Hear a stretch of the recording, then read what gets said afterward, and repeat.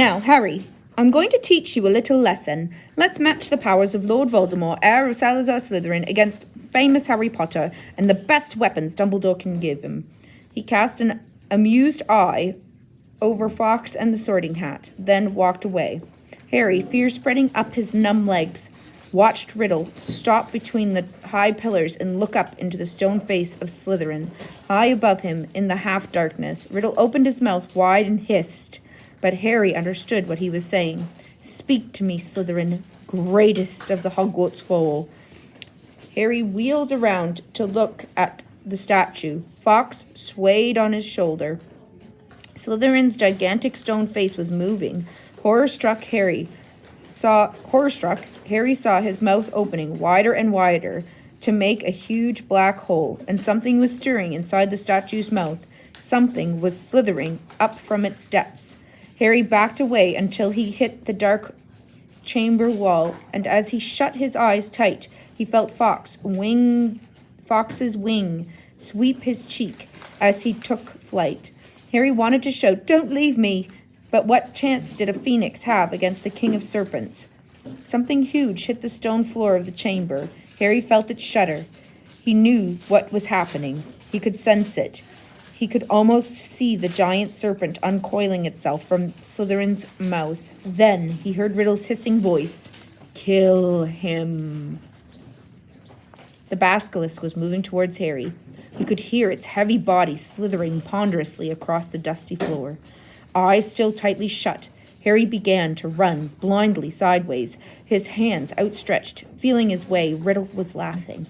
Harry tripped. He fell hard onto the stone and tasted blood. The serpent was barely feet from him. He could hear it coming. There was a loud, explosive spitting sound right above him, and then something heavy hit Harry so hard that he was smashed against the wall. Waiting for fangs to sink through his body, he heard more mad hissing, something thrashing wildly off the pillars. He couldn't help it. He opened his eyes wide enough to squint at what was going on. The enormous serpent, bright, poisonous green, thick as an oak trunk, had raised itself high in the air, and its great, blunt head was weaving drunkenly between the pillars. As Harry trembled, ready to close his eyes if it turned, he saw that what had distracted the snake. Fawkes was soaring around its head, and the basilisk was snapping furiously at him with fangs long and thin as sabers. Fawkes dived. His long golden beak sank out of sight, and a sudden shower of dark blood spattered the floor. The snake's tail thrashed, narrowly missing Harry, and before Harry could shut his eyes, it turned. Harry looked straight into its face and saw that its eyes, both its great, bulbous yellow eyes, had been punctured by the phoenix. Blood was streaming to the floor, and the snake was spitting in agony. "No!" Harry heard Riddle screaming. "Leave the bird! Leave the bird! The boy is behind you! You can still smell him! Kill him!" The blinded serpent swayed, confused, still deadly. Fawkes was circling its head, piping his eerie song, jabbing here and there at the basilisk's scaly nose as the blood poured from its ruined eyes. Help me, Harry muttered wildly. "Someone help! Anyone!" The snake's tail whipped across the floor again. Harry ducked. Something soft hit his face. The basilisk had swept the Sorting Hat into Harry's arms. Harry seized it. It was all he had left, his only chance. He rammed it onto his head and threw himself flat on the floor as the basilisk's tail swung over him again. Help me, Harry thought, his eyes screwing tight under the hat. "Please help me." There was no answer. Instead, the hat contracted, as though an invisible hand was squeezing it very tightly. Something very hard and heavy thudded onto the top of Harry's head, almost knocking him out. Stars winking in front of his eyes, he grabbed the top of the hat to pull it off, and felt something long and hard beneath it. A gleaming silver sword had appeared inside the hat. Its handle glittering with rubies the size of eggs. "Kill the boy! Leave the bird! The boy's behind you! Sniff! Smell him!" Harry was on his feet, ready. The basilisk's head was falling, its body coiling around, hitting pillars as it twisted to face him. He could see the vast, bloody eye sockets, see the mouth stretched wide, wide enough to swallow him whole, lined with fangs long as his sword, thin, glittering, venomous. It lunged blindly. Harry dodged, and it hit the chamber wall. It lunged again, and its forked tongue lashed Harry's side. He raised the sword in both of his hands. The basilisk lunged again, and this time its aim was true.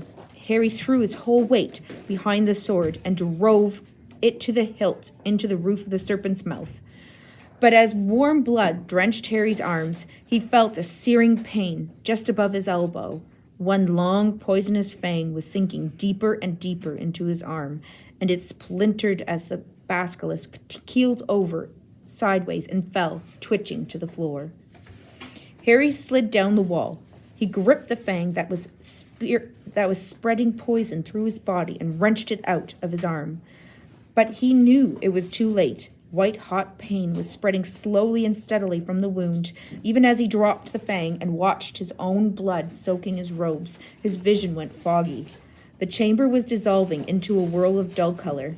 A patch of scarlet swam past, and Harry heard a soft clatter of claws beside him. "Fawkes," he said thickly. "You were brilliant, Fawkes." He felt the bird lay its beautiful head on the spot where the serpent's fang had pierced him. He could hear echoing footsteps, and then a dark shadow moved in front of him. "You're dead, Harry Potter," said Riddle's voice above him. "Dead. Even Dumbledore's bird knows it. Do you see what he's doing, Potter? He's crying." Harry blinked. Fawkes's head slid in and out of focus. Thick, pearly tears were trickling down the glossy feathers. "I'm going to sit here and watch you die, Harry Potter." "Take your time. I'm in no hurry." Harry felt drowsy. Everything around him seemed to be spinning. So ends the famous Harry Potter," said Riddle's distant voice. Alone in the Chamber of Secrets, forsaken by his friends, defeated at last by the Dark Lord. He's so unwisely challenged. You'll be back with your dear mudblood mother soon, Harry. She bought you 12 years of borrowed time, but Lord Voldemort got you in the end, as you knew he must. If this is dying, Harry thought, it's not so bad. Even the pain was leaving him. But was this dying? Instead of going black, the chamber seemed to be coming back into focus. Harry gave his head a little shake, and there was Fawkes, still resting his head on Harry's arm.